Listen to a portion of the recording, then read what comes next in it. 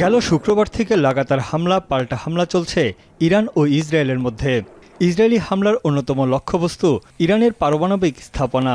রাজধানী তেহরান সহ বেশ কয়েকটি পরমাণু স্থাপনায় ধ্বংসযজ্ঞ চালিয়েছে ইসরায়েল। ইরানের সবচেয়ে বড় ইউরেনিয়াম সমৃদ্ধকরণ কেন্দ্র নাতানজ প্লান্ট 2007 সালে চালু হওয়া এই প্লান্টটি 13 জনের হামলায় বেশ ক্ষতির মুখে পড়ে। ইসরায়েলের দাবি, তাদের হামলায় ইরানের পরমাণু কর্মসূচি কয়েক বছর পিছিয়ে গেছে। ইসরায়েল বলছে, ইরানের পারমাণবিক বোমা তৈরির গোপন কর্মসূচি বন্ধে আগাম ব্যবস্থা হিসেবে এই হামলা চালানো হয়েছে। তাদের দাবি, এরই মধ্যে 9টি পারমাণবিক বোমা তৈরির সক্ষমতা অর্জন করেছে তেহরান।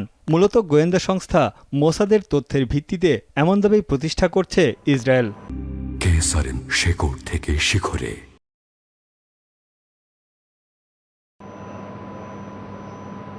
এদিকে মার্কিন গোয়েন্দা সংস্থাগুলোর দাবি, ইরানের সমৃদ্ধ ইউরেনিয়ামের মজুদ বর্তমানে সর্বোচ্চ পর্যায়ে রয়েছে, যা প্রমাণ করে পারমাণবিক অস্ত্র তৈরির দ্বারপ্রান্তে রয়েছে দেশটি। এখন ইসরায়েলি হামলার পর মূল ইস্যু হয়ে দাঁড়িয়েছে ইরানের পারমাণবিক কর্মসূচি। বিশেষজ্ঞদের আশঙ্কা, ইরান যে কোনো সময় সামনে আনতে পারে তাদের পারমাণবিক অস্ত্র। তবে ইরান শুরু থেকেই জোর দিয়ে বলে আসছে, তাদের পরমাণু কর্মসূচি কেবল বেসামরিক ও শান্তিপূর্ণ উদ্দেশ্যে পরিচালিত হচ্ছে। পারমাণবিক বোমা তৈরির কোনো পরিকল্পনা ইরানের নেই। দেশটির রাষ্ট্রীয় টেলিভিশনের এক সাক্ষাৎকারে এই দাবি করেছেন বিপ্লবী গার্ডের সাবেক প্রধান মোহসেন রেজাই। باید به سرعت دولت مردانشون رو از پشت سر اسرائیل بکشونن بیرون.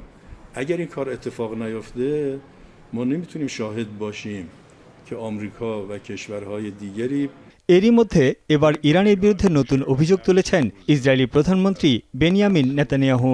সংঘাত শুরুর পর প্রথমবারের মতো ফক্স নিউজকে দেয়া এক সাক্ষাৎকারে তিনি দাবি করেন, পারমাণবিক কর্মসূচির জন্য ট্রাম্পকে হুমকি হিসেবে চিহ্নিত করেছে ইরান, আর এই কারণেই তাকে হত্যার পরিকল্পনা করছে তারা। Through their intel, yes, they want to kill him. Look, he's enemy number one. He's a decisive leader.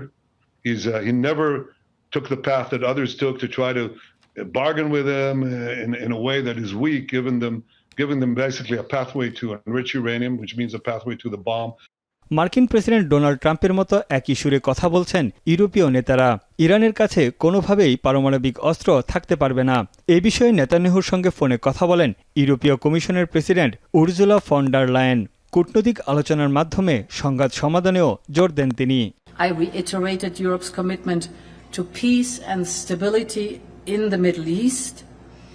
In this context, Israel has the right to defend itself. Iran is the principal source of regional instability, and we've always been very clear, Iran can never have a nuclear weapon. এদিকে কানাডায় অনুষ্ঠেয় সোমবারের G7 সম্মেলনেও এবারের আলোচনার কেন্দ্রবিন্দুতে থাকছে চলমান Iran Israel সংঘাত। ইরানের পারমাণবিক স্থাপনায় ইসরায়েলের হামলা নিয়ে উদ্বেগ জানিয়েছেন বিশ্বের শক্তিশালী 7 অর্থনৈতিক দেশের নেতারা। তাদের মতে, ইরানের পারমাণবিক কর্মসূচি ইউরোপের জন্য বড় হুমকি।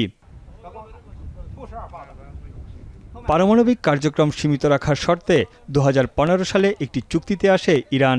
বিনিময়ে দেশটির উপর থেকে পশ্চিমা নিষেধাজ্ঞা শিথিল করার প্রতিশ্রুতি দেয়া হয়। তবে 2018 সালে যুক্তরাষ্ট্র একতরফাভাবে চুক্তি থেকে বেরিয়ে যায়।